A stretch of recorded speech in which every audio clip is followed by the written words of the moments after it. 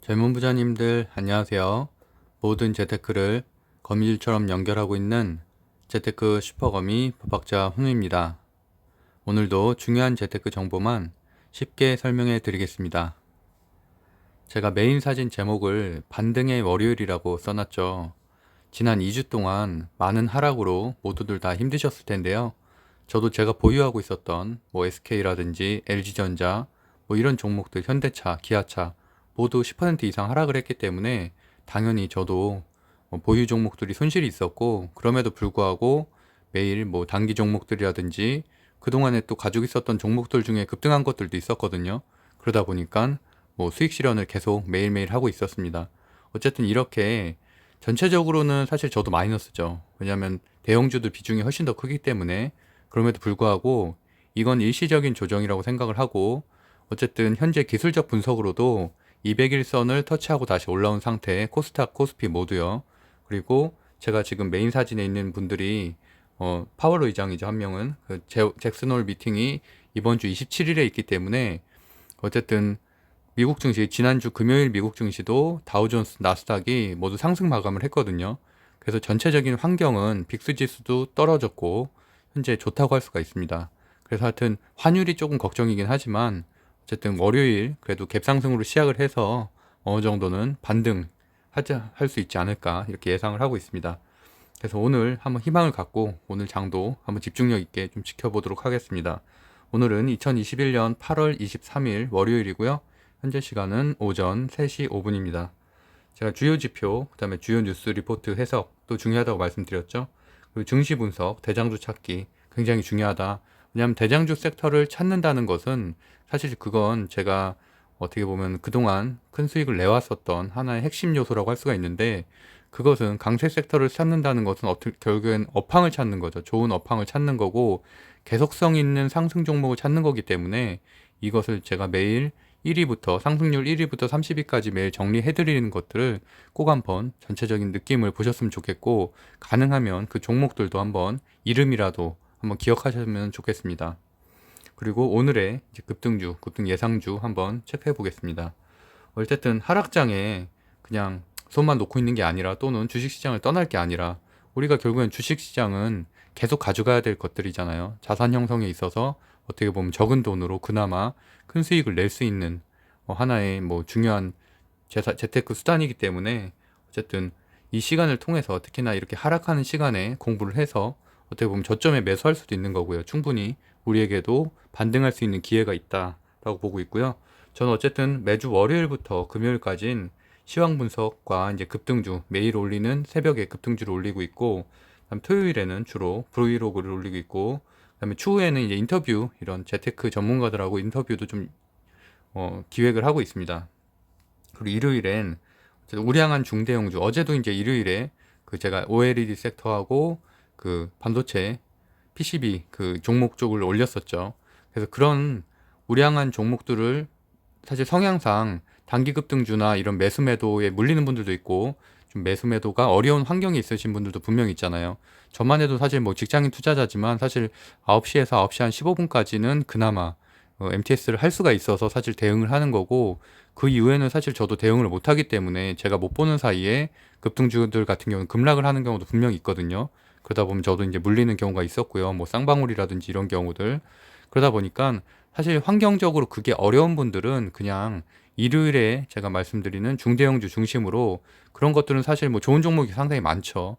업황이 개성되는 종목들도 많고 실적이 좋은 종목도 많기 때문에, 특히 제가 최근에 한 3주 전에 소개했던 심테카 같은 경우는 소개하고서도 한 30% 이상 상승을 했고, 에코프로 HN 같은 경우도 한 달 반 전에 제가 소개하고 나서 400% 상승했었죠.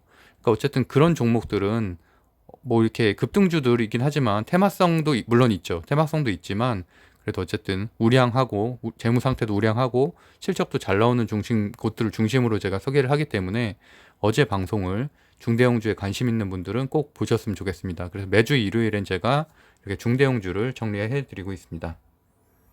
그래서 제가 17일에도, 그러니까 지난주 내내 다 저는 수익을 냈습니다. 17일에는 350 정도, 18일에는 한 170 정도, 19일에도 한 40만 원 정도 냈었고, 그다음에 20일 금요일이죠. 금요일에도 한 62만 원 정도 수익을 냈거든요. 제가 수익을 냈었던 종목들은 뭐 전혀 모르는 종목이 아니에요. 제가 매번 말씀드렸던 종목들이고 같이 공부했던 종목들 안에서만 수익을 내고 있거든요. 그러니까 여러분들도 뭐 물론 매수 매도가 부담스러운 분들도 있죠. 이런 단타 매매 이런 건 어렵게 느끼시는 분들도 있겠지만 그거 봐줘도 사실은 제가 말씀드렸던 원칙 장초부터 하락을 하기 시작하면 그런 종목들을 일단 버린다. 그리고 말 그대로 5분 정도 지나서 그럼에도 불구하고 계속 급등하는 패턴이면은 정말 1%라도 수익 내면은 바로 나올 수 있다는 마음으로 괜히 5% 6% 노리다 보면은 결국엔 그러다 물리는 거거든요, 고점에. 그래서 어쨌든 그렇게만 해도 우리가 1년 은행 이자가 1.5%인데 2%만 수익을 내도 엄청 큰 거잖아요. 그거는 수수료 제외하고도 어쨌든 우리가 1년치 이자를 번 거나 마찬가지이기 때문에 그런 식으로 조금 접근하시면 좋겠습니다. 어쨌든 오늘도 주요 지표 한번 체크해보고 급등주까지도 한번 해보겠습니다. 일단 현재 어제 확진자 수가 1628명인데 코로나 라이브 제가 좀 전에 확인했을 때도 한 1500명 정도 됐었거든요. 그러니까 사실 뭐 그 정도 선에 있거다 하지만 주말 확진자 수 치고는 사실 좀 많은 거예요. 1500명, 1600명만 돼도 그래도 지난주보다는 소폭 줄어들었다는 데 의미가 있고 더 중요한 거는 항상 화요일 거라고 했죠. 화요일, 수요일 그때가 이제 그 확진자 수 통계가 제대로 나온 때이기 때문에 그때가 말 그대로 2,000명이 넘어가냐 안 넘어가냐에 따라서 최근에 지난주 금요일에도 백신주가 사실 가장 강했었죠. 그러니까 이번 주 내내도 어쨌든 백신주 특별한 이슈가 있지 않는 이상은 강할 것으로 예상을 하고 있고 전체적으로 장이 어려울 때 하락장일 때는 사실 테마주 자체도 힘이 없습니다. 그러다 보니까 금요일이 거의 피크였죠. 금요일에 상한가 종목이 한 종목밖에 안 나왔어요. 그만큼 주식시장이 상당히 어렵다는 얘기거든요. 그리고 또 이런 급등주 같은 경우도 제가 뭐 같이 공부를 하지만 말 그대로 실패할 확률도 높아요. 그 급등주가 급등하지 않을 가능성도 분명히 있죠. 왜냐면 하락장이기 때문에. 뭐 외국인 수급들이 들어와야지 사실은 그런 상승 여력이 있는데 수급들이 현재 뭐 우리나라도 상황이 좋지 않고 이머징 마켓 좋지 않죠. 중국 증시 좋지 않죠. 거기다 또 환율까지 높으니까 우리나라 시장에 들어올 이유가 전혀 없는 거예요. 거기다 또 뭐 MSCI 리밸런싱도 있고 여러 가지 요인들로 인해서 하지만 그래도 지난주 금요일에 그나마 미국 증시가 반등을 했고 어떻게 보면 조기 테이퍼링에 대한 이런 이슈들로 미국 증시도 한 3일 정도 좋지 않다가 반등을 한 거기 때문에 거기에 대한 우려감이 어느 정도는 해소됐다라고도 해석할 수 있을 것 같습니다. 그래서 이렇게 다우존스가 0.65%, 나스닥이 1.19% 상승 마감했다는 데 의미가 있고 그러다 보면 이제 중국 증시도 사실은 최근에 규제들 때문에 상당히 어려운 상황이고 특히 뭐 알리바바 이런 것들은 급락을 했죠. 그런 여파들이 아무래도 이머징 마켓 전체에 대한 신뢰성을 좀 떨어뜨렸는데 아무래도 이번 주에는 좀 상승하지 않을까 기대를 해보고요.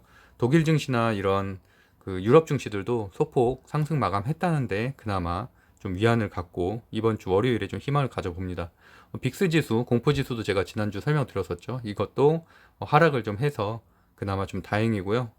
필라델피아 반도체 지수도 엔비디아가 5% 상승하는 등 아무래도 하이닉스나 이런 삼성전자에는 이런 반도체 업황 자체가 좋아야지 당연히 지수를 상승을 견인하는데 큰 힘이 되기 때문에 이런 부분은 긍정적인 요소라고 할 수가 있겠고요. 국채금리도 1.26 정도면 괜찮고 환율이 좀 높은 게 걱정인데 하여튼 이 부분만 조금 개선이 된다면 이번 주에 환율이 뭐 기관이 방어를 하든지 해서 좀 떨어진다면 훨씬 더 수급이 들어오기 좋은 상황이라고 보고 있습니다. 어쨌든 이렇게 보이는 것처럼 하락 종목이 829 종목, 상승 종목이 69 종목이었죠. 그러니까 거의 뭐 10종목 중에서 한 종목도 안 상승을 못 하는 거예요. 그러니까 그만큼 어려운 장이라는 거죠. 그러니까 여기에는 테마주에도 사실 뭐 예외는 없습니다. 코스닥도 마찬가지고요. 1234 종목 하락했고 상승 종목이 한 164밖에 안 되잖아요. 그럼에도 불구하고 매일매일 급등주는 있고 매일 상한가 종목은 한 종목 이상은 됩니다. 그러니까 저희는 제가 이제 말씀드리는 여러 전략 중에 하나는 어쨌든 많이 하락한 종목들 특히나 역배열 정배열이 아니라 5일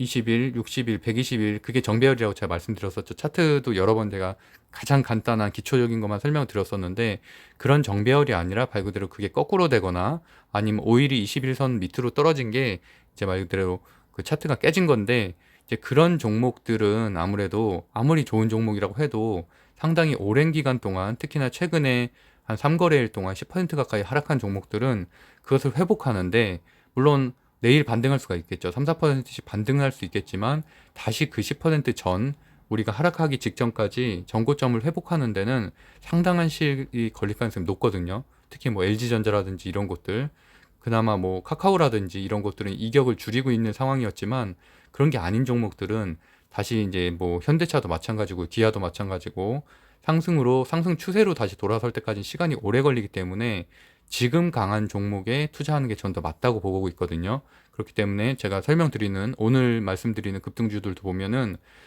정배열이면서도 상당히 추세가 이제 강하게 돌아가는 것들도 있고 아니면은 그런 추세를 역배열임에도 불구하고 그런 추세를 전환시킬 수 있을 만큼 강력한 재료를 가진 종목들도 있거든요.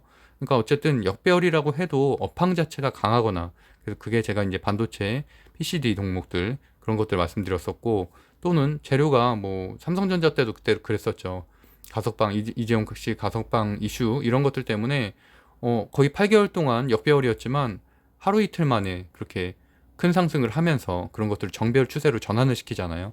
그렇게 강력한 재료가 있는 것들이 어쨌든 현재 시장에서 강하다. 그래서 우리는 그런 종목들을 매수를 해서 수익을 단기 수익이라도 내는 게 어쨌든 이런 시장에서는 수익을 낼 수 있는 방법이다라고 말씀드렸습니다.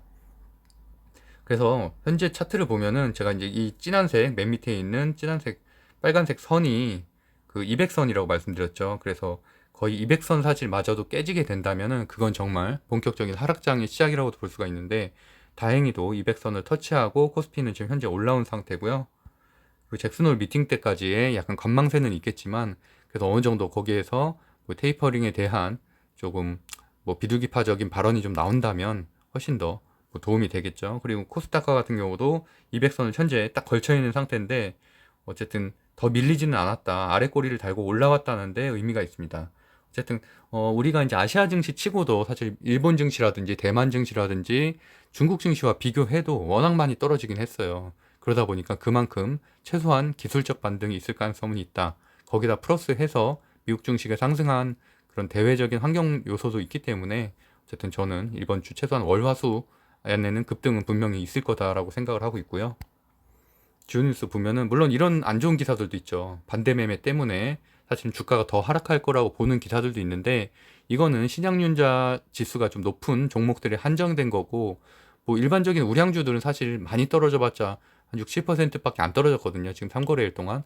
근데 이제 애매한 사실은 소형주들이 좀 문제죠. 소형주들이었으면서도 신용융자 지수가 좀 높았던 종목들은 이번에 뭐 많이 떨어진 것들은 막 15%씩 떨어졌거든요. 3거래일 동안. 그런 것들은 확실히 반대매매 위험성이 좀 있습니다. 하지만 대형 우량주들은 반대매매 가능성이 상당히 적다고 할 수가 있죠. 고점 대비해서 많이 떨어져봐야 한 30%밖에 안 떨어졌으니까. 그리고 잭슨홀 미팅은 뭐 제가 설명드렸던 것처럼 어쨌든 각국의 이제 중앙은행 촌재라든지 경제 석학 이런 분들이 모여서 하는 것들인데 여기에서 결국에는 FOMC 회의 이후에 이런 방향성에 대해서도 이렇게 논의가 되는 자리이기 때문에 상당히 중요하다고 볼 수가 있겠고요. 8월 27일, 현지 시간 8월 27일이니까 우리나라에는 증시가 반영되는 거는 8월 28일 이후가 되겠죠. 그래서 이제 그때 또 한국은행의 기준금리 인상 가능성 그런 부분들도 금융권 관련된 주들 또 성장주에는 일정 부분은 영향을 미칠 수 있겠다 정도 보시면 될 것 같고요. 제가 AI 데이에 대해서도 간단하게 설명드렸었죠. 그래서 이제 자율주행차 플러스해서 로봇도 휴머노이드 또 이제 개발하겠다라는 계획을 테슬라 측에서 밝혔다. 그래서 우리나라 쪽에서도 사실 이게 장만 좋다면야 뭐 LG전자 로보스타라든지 이런 계열사들 로봇 관련된 주들이 날아갈 텐데 지금 전혀 힘을 못 쓰고 있죠. 장이 안 좋기 때문에. 하지만 이런 부분도 결국에는 다시 추세 전환이 좀 된다면은 당연히 수혜를 입을 가능성이 있다. 자율주행 관련된 주들은 이미 한 지난주부터 올라갔죠. 그 테슬라 AI 데이 관련해서.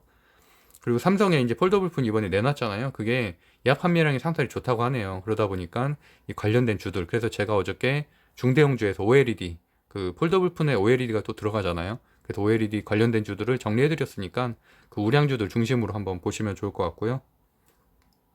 그리고 이제 대선주자들은 사실은 뭐 국민의힘 같은 경우는 특별히 특이사항은 없었고 계속 내홍이 계속되고 있는 상황이라서 뭐 테마주 전체 대선주 자체가 사실은 전체 다 안 좋습니다. 전체 다 안 좋고 그나마 뭐 홍준표 관련주, 이재명 씨 관련주, 유승민 씨 관련주만 조금 몇 개 종목 정도만 움직이는 정도고 현재는 전체적으로 고점 대비해서는 한 40% 정도 빠진 상황이라 좋지 않고, 그나마 지금 이재명 씨가 뭐 한반도 운전자론, 그다음에 이런 것들 대북에 관련된 내용들이 좀 나왔죠. 그러다 보니까 한반도 평화 정책을 발표했기 때문에 이런 것들이 이제 주가에 반영이 된다면 뭐 신원이라든지 이런 남북 경역주 제가 정리해드렸던 것들, 그런 것들 중심으로 마치 뭐 장초부터 좀 상승이 있겠죠. 그래서 그런 부분도 한번 체크하시면 될 것 같고, 제가 생각하는 사실 월요일 장초의 가장 큰 이슈는 금요일 장이 어쨌든 3시 30분 이후에 나왔었던 이 부분인데, SK가 지금 SK 머스트리얼즈를 합병하겠다는 얘기죠. 그래서 결국에는 20일에 이사회를 두고서 각각의 합병 추진 안건을 의결을 했다. 결국에는 SK 머트리얼즈 같은 경우는 2차 전지, 그다음에 반도체용 특수가스. 그러니까 지금 현재 가장 강한 섹터가 2차 전지잖아요. 2차 전지 핵심 소재인 전구체들을 생산하는 업체죠. 거기다가 영업이익률도 24%나 돼요. 굉장히 우량한 기업인데 이것을 SK가 다시 인수를 하겠다는 거고, 이 내용은 사실은 SK 지배그룹 구조와도 좀 관련이 돼 있다. 그래서 SK가 결국엔 기업 가치를 끌어올린 뒤에 SK 스퀘어와 합병할 것이라는 관측은 예전부터 계속 나왔거든요. 그러다 보니까 이제 SK가 본격적으로 주가를 끌어올릴 때가 되지 않았나라는 기대감이 있죠. SK 같은 경우는 제가 뒷부분에 다 차트를 보여드리겠지만 현재 지금 전고점 대비하면 거의 한 40% 정도 가까이 빠진 상황이에요. 굉장히 과대낙폭한 주기 때문에 이런 이슈가 발생을 하게 된다면, 물론 매물대는 많죠. 현재 매물대는 많지만 그런 매물대를 소화할 만한 강력한 재료라고 보고 있고, 특히 저는 이제 우선주, SK 우선주가 유동 주식량이 약하기 때문에, 적기 때문에 그 주식이 훨씬 더 강하게 움직일 것으로 예상을 하고 있습니다. 지난주 금요일에 일단 상승 종목 1위부터 30위까지를 보면은 사실은 뭐 테마성이 강한 종목들도 상당히 못 움직였고요. 이날은 금요일엔 바이오주가 그나마 백신 관련된 주들이 개별 종목으로 좀 움직였다. 주도주 섹터도 없고 현재는 수급 자체가 많이 들어오고 있지 않은 상황이기 때문에 주도주도 없고 주도 섹터가 좀 미약한 상황이라고 볼 수가 있습니다.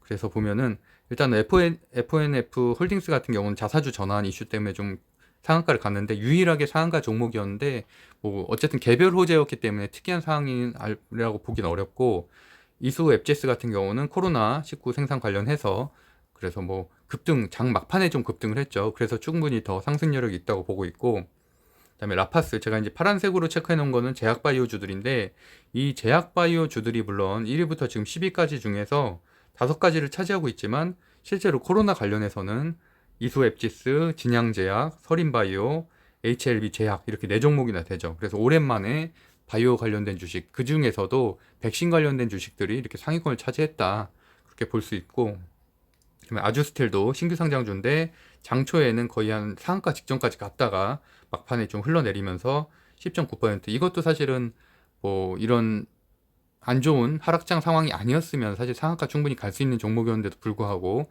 이렇게 급락을 하게 됐죠. 그래서 이런 것들은 좀 주의가 필요합니다. 최근에는 이렇게 상따 종목이라든지 신규 상장주들이 이렇게 힘을 좀 못 쓰는 추세가 좀 있어요. 그래서 그런 것들도 주의해야 되고, 그나마 이제 뭐 대신 정보통신처럼 이런 대선주 중에서는 그나마 하나, 유승민주 하나 정도가 움직였다 볼 수 있고, 11위부터 20위까지 보면은 아이진도 mRNA 백신 관련해서 상승을 했고, 그다음에 나머지 뭐 이스타코, 이재명 씨 관련주, 신흥 SNC, 2차 전지 관련주. 신흥 SNC 같은 경우는 이틀 전에 상한가를 갔었죠. 이틀 전에 수요일에 상한가를 갔었고 목요일에 잠시 쉬어줬고 다시 이렇게 급등을 하는 패턴으로, 제가 한번 다시 설명을 드리겠습니다. 최근에는 그렇게 상한가 가고 하루 눌러주고 다시 급등하는 패턴들도 많이 보이고 있어서 비슷한 패턴으로 보이는 것들은 그 다음날까지도 한번 체크를 해봐야 됩니다. 그리고 퓨처캠, 마이크로 디지털도 제약바이오주로 상승을 했고, 그다음에 인터파크도 오랜만에 또 6% 상승을 했죠. 여전히 매각 이슈가 살아있기 때문에 SMCNC나 SM 뭐 디자인, 그다음에 SM 같은 경우도 이런 같은 패턴으로 보시면 됩니다. 아직은 재료가 소멸된 게 아니고 매각 이슈, 최대 지분 이슈가 살아있기 때문에 이렇게 뭐 하락을 했다가도 급등을 하고 이런 패턴들이 반복될 것으로 보입니다. 그 3일기업공사도 예승민 씨 관련주, 이렇게 대선주들이 급등을 할 때는 하나씩 추가를 해놓으면 되죠. 최근에는 어쨌든 뭐 홍준표 씨 관련주, 유승민 씨 관련된 주들이 그나마 강세를 좀 보이고 있어서, 3기 같은 경우는 전장부품 같은 경우는 테슬라 AI 데이 관련해서 좀 상승을 했고요. 그다음에 뭐 다른 것들은 뭐 다 개별주라서 뭐 SKC 정도 2차 전지 관련된 주, 그다음에 펄어비스, 펄어비스도 이제 검은 사막 M 버전을 내놓기로 해서 다시 상승을 했는데, 뭐 NC소프트 같은 경우도 지금 신작 출시 기대감 때문에 신작 출시가 이번 주에 있죠. 그러다 보니까 그것 때문에 좀 급등을 했는데, 여전히 저는 뭐 NC소프트도 지금 뭐 모바일 버전, 그 글로벌 버전 내놓기로 했죠. 그런 것들에 대한 이슈가 있어서 여전히 그 탑픽으로 그 관련 종목에선 좋게 보고 있고, 넷마블까지도 이제 좋게 보고 있습니다. 그래서 정리를 해보면은 뭐 상한가 종목은 사실 큰 의미는 없고, 그다음에 이제 백신 관련된 주, 2차 전지 소형주, 그다음에 신규 상장주가 여전히 지난주 금요일에도 강했다 정도로 정리하면 될 것 같고, 이런 것들을 중심으로 제가 이제 급등 종목들을 좀 픽을 하게 되죠.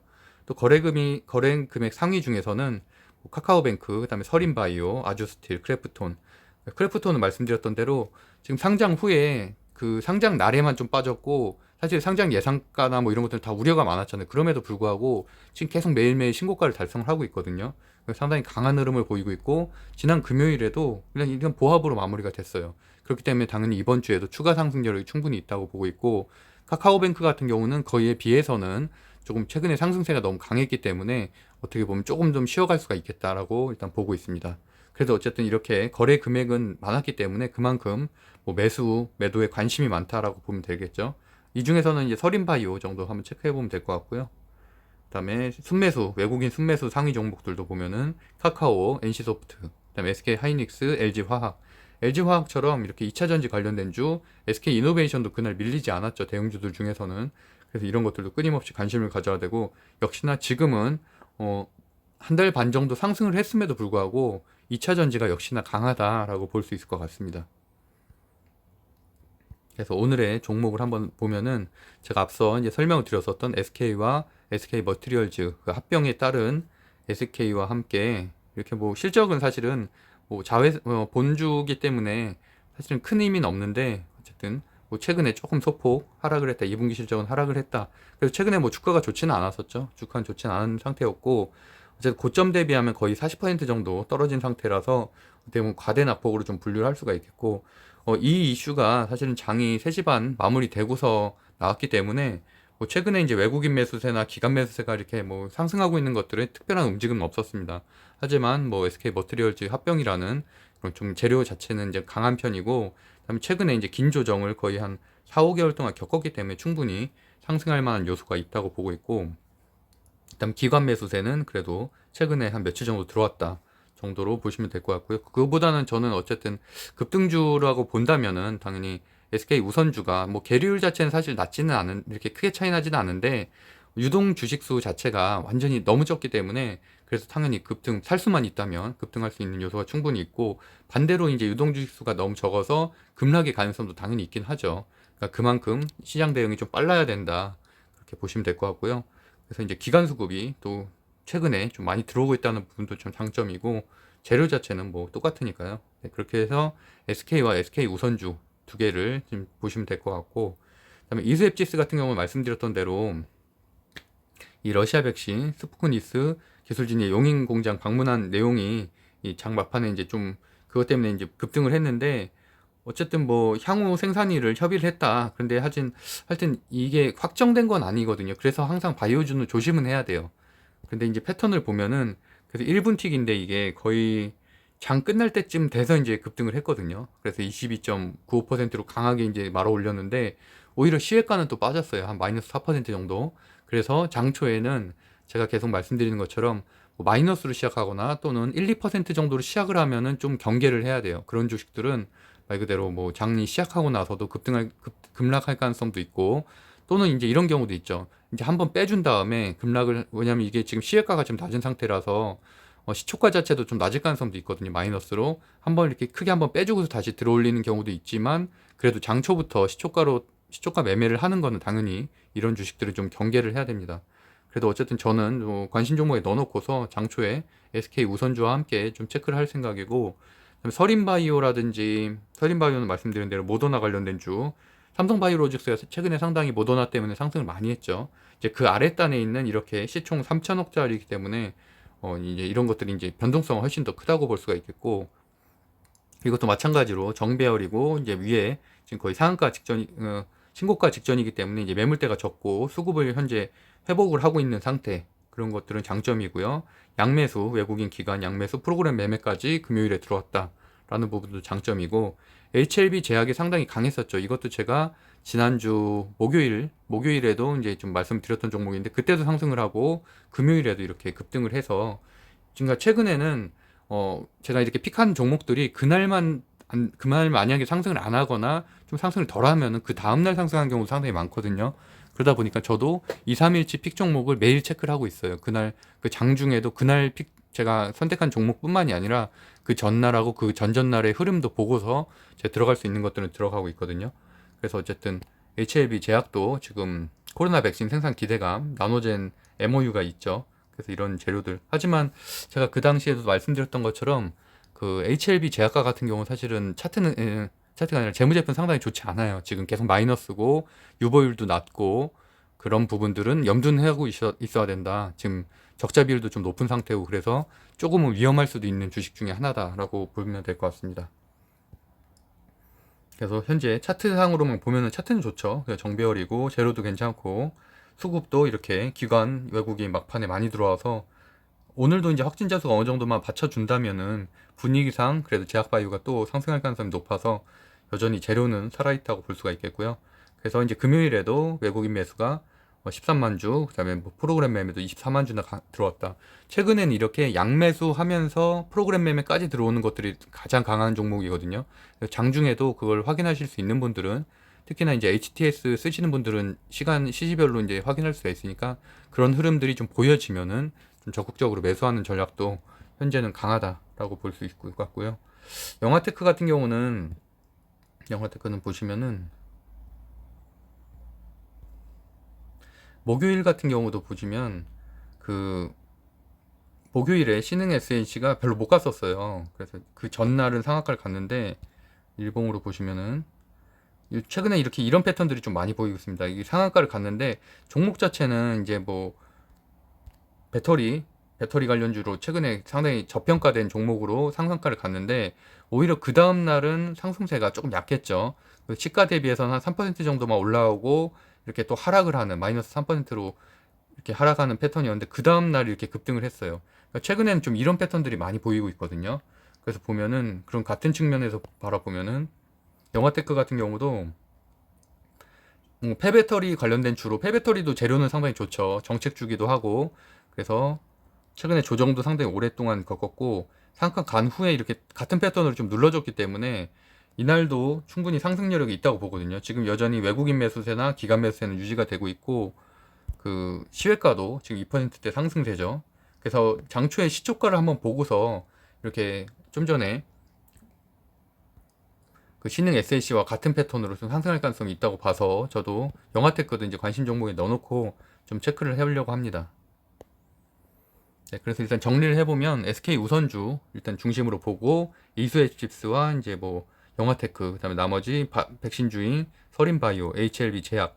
근데 서린바이오와 HLB 제약과 같은 경우는 아무래도 이제 확진자 수에 조금 더 이렇게 좌우가 될 것 같아요. 그 분위기에 따라서 이제 좀 더 급등을 하냐, 아니면은 또 이번에 이제 실험 매물이 좀 나오냐가 좀 결정이 될 것 같아서, 확진자 수도 장초에 이제 코로나 라이브 같은 걸로 확인하시면 되죠. 그런 것, 그리고 시초가가 어느 정도에 시작하는지, 시초가가 낮게 시작하면은 일단 좀 경계를 해야 된다. 뭐 3% 이하로 시작하거나 아니면 마이너스로 시작하면 일단은 시초가 매매는 절대 안 되고 일단 좀 흐름을 보고서 대응을 해야 된다 정도로 정리하면 될 것 같습니다. 그래서 오늘 관점을 좀 정리해 드리면은, 일단은 대외 환경이 괜찮다고 말씀드렸죠. 미국 증시가 반등을 했고 공포지수도 이제 하락을 했다. 괜찮다. 그리고 코스피, 코스닥이 기술적 분석으로 봐도 200선 이평선을 지지하고 있기 때문에 어느 정도 기술적 반등이 있을 수 있는 자리다.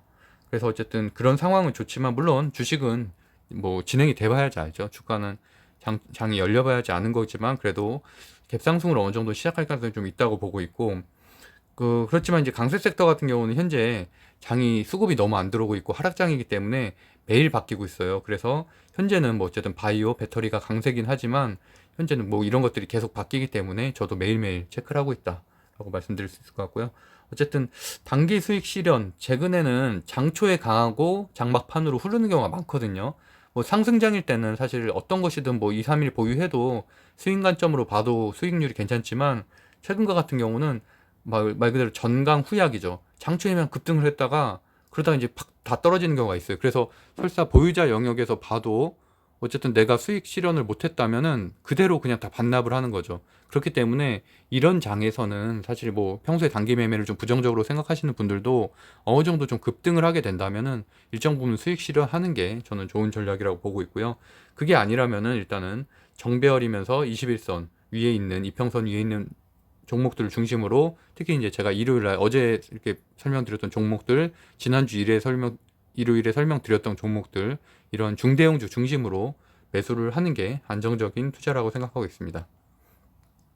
네, 제가 운영하고 있는 네이버 카페 젊은 부자들에서 9월달 재테크 습관 만들기 스터디를 모집하고 있으니까 관심 있는 분들은 네이버 카페에서 체크해 보시면 될 것 같고요. 뭐 주식 투자뿐만이 아니라 뭐 이런 다양한 뭐 부동산 경매, 아파트 청약 이런 스터디도 같이 진행되고 있으니까 한번 체크해 보시면 될 것 같습니다. 네, 오늘도 어제 이어서 좀 30분 정도 진행을 했는데 어쨌든 이번 주 꼭 반등이 있을 것으로 예상을 하고 있고 하여튼 손실 보신 분들이 상당히 많겠죠. 저도 당연히 대형주들은 손실을 많이 받고 그럼에도 불구하고 어쨌든 우리가 주식 시장을 작년에 특히 들어온 분들은 이런 하락장을 또는 조정장을 좀 익숙하지 않을 수가 있고 심리적으로 상당히 힘들 수도 있겠지만 분명히 조정장은 계속돼 왔거든요. 작년부터 지금까지도 한 4차례, 5차례 또 반복됐던 일이기 때문에 또 그때 지나고 나면은 사실은 그 저점에 사실 못 산 거에 대한 후회감도 또 있잖아요. 그래서 어쨌든 좀 좋은 주식들, 특히나 이제 정배열이면서 지금 보합세인 종목들은 좀 매수를 좀 적극적으로 하는 것도 괜찮다라고 보고 있습니다. 네, 오늘도 그럼 행복한 하루 보내세요. 법학자 훈이었습니다. 감사합니다.